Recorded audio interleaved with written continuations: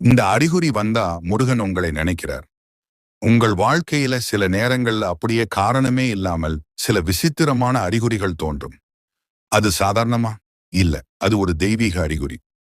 நீங்கள் திடீரென்று மனசுல ஓம் சரவண பவா என்று சொல்ல வேண்டும் போல தோன்றுகிறதா? முருகன் படம் அல்லது வேல் எங்க பார்த்தாலும் கண்களுக்கு பட்டுக்கொண்டே இருக்கிறதா? எந்த காரணமும் இல்லாமல் உள்ளத்தில் ஒரு அமைதி மற்றும் தைரியம் வந்து சேருகிறதா? சுப்பிரமணியர் கோவிலுக்கு போக வேண்டும் என்ற ஆசை திடீரென்று அதிகமாகிறதா? இந்த எல்லாம் ஒரு சாதாரண விஷயம் இல்ல.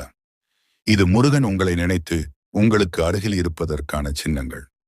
அவர் உங்களுக்கு சொல்லும் செய்தி, நீ பயப்பட வேண்டாம், நான் உன்னுடன் இருக்கிறேன், உன் பிரச்சனைகள் விரைவில் தீரும்.